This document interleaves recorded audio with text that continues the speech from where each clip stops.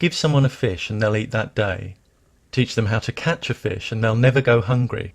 Proverbs like this remind us how learning skills helps to move us towards self-reliance. This is never more true than with critical thinking. Memorize the solution to a problem and you may master that particular problem. Improve your critical thinking and you'll give yourself the tools to create your own effective solutions to a multitude of unfamiliar problems. Critical thinking refers to a diverse range of intellectual skills and activities concerned with evaluating information as well as our own thought in a disciplined way. When we're willing and able to examine our own capability as thinkers, acknowledging problems and weaknesses, this can help us refine our thought processes so that we learn to think and assess information in a more comprehensive way that increases our ability to identify and reject false ideas and ideologies. Critical thinking isn't just thinking a lot. A person may spend a great deal of intellectual energy defending a flawed position or pursuing a question that actually needs reformulating before progress can begin. If they never examine possible flaws and biases behind their approach, that's not thinking critically. We must want to be better at thinking, to pinpoint and minimize any biasing influence on our thought from culture and upbringing, to seek out and be guided by knowledge and evidence that fits with reality, even if it refutes our cherished beliefs. Indeed, when we think critically, beliefs tend not to be cherished, but held on the understanding that if they're shown to be unfounded, a change of position is the most appropriate response.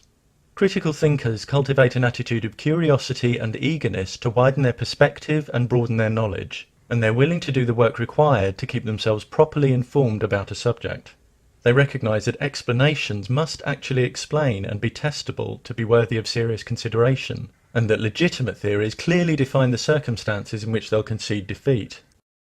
Critical thinking embraces skepticism. Skepticism doesn't mean an indiscriminate rejection of ideas, as some mistakenly believe. It refers to doubting and suspending our judgment about claims with which we're presented, so that we don't simply accept claims which might be unjustified, but first take the time to understand them, examining the reasoning and possible assumptions and biases behind them.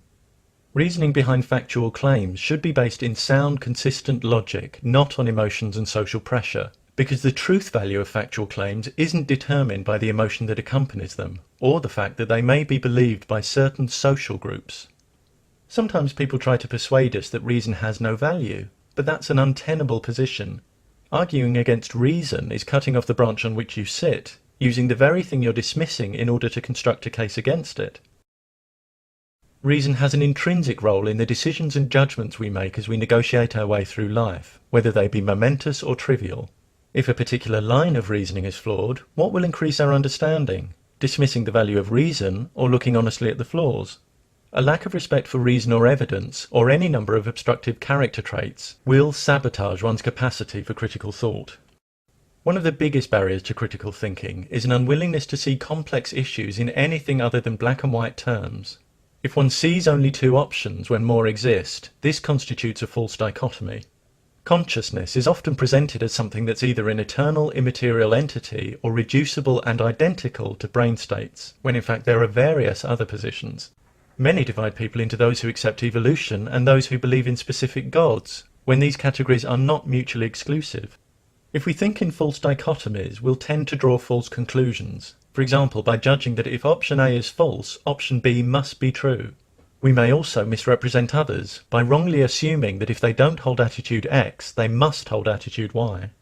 Black and white thinking often reflects an underlying reluctance or refusal to deal with the uncertainty that results from complexity and an absence of definite answers. But leaping to flawed conclusions because you can't tolerate the ambiguity of not knowing is not about truth or curiosity, but comfort.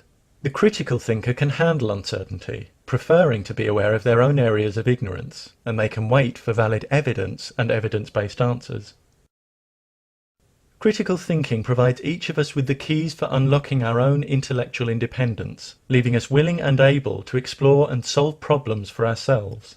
It moves us away from rash conclusions, mystification, and a reluctance to question received wisdom, authority, and tradition. It moves us towards intellectual discipline, the clear expression of ideas, and the acceptance of personal responsibility for our own thinking. Communities in which individuals are eager to acquire and apply the best knowledge and reason in all fields, and willing to acknowledge and correct flaws in their own thinking, are better equipped to create more profoundly effective solutions to the challenges we face in living and living together. When we teach and encourage critical thinking, we empower individual lives and invest in our collective future.